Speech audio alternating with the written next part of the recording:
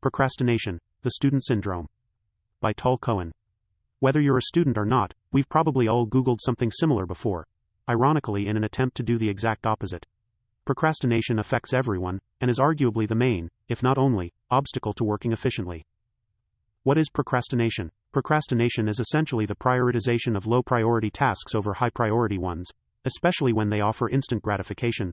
Think Facebook notifications, hilarious YouTube videos, making tea to help you study, and don't necessarily have to be fun, cleaning your room, doing the dishes, washing the car. According to Elliot Berkman, in psychological terms, procrastination is what happens when the value of doing something else outweighs the value of working now. In psychological terms, procrastination is what happens when the value of doing something else outweighs the value of working now. It seems like every single time I sit down to try and do work on an assignment, literally all other conceivable task becomes way more pressing.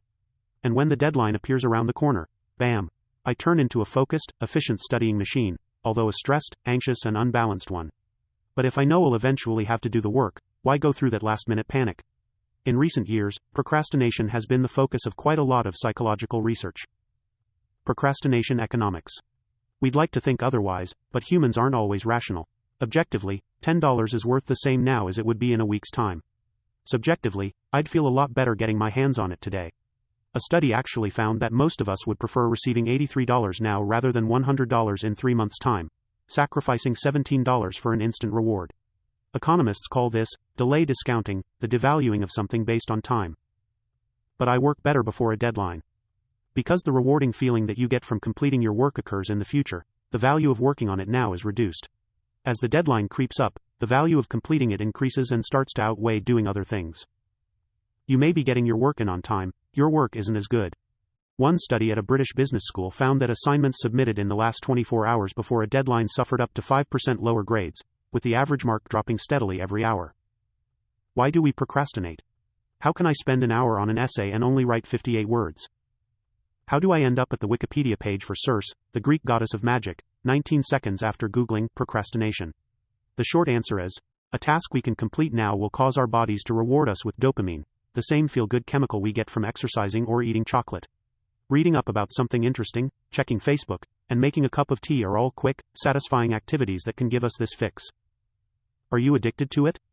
Dopamine is habit-forming. If checking Facebook made me feel good, I'll do it again. According to a video by ASAP Science, every time something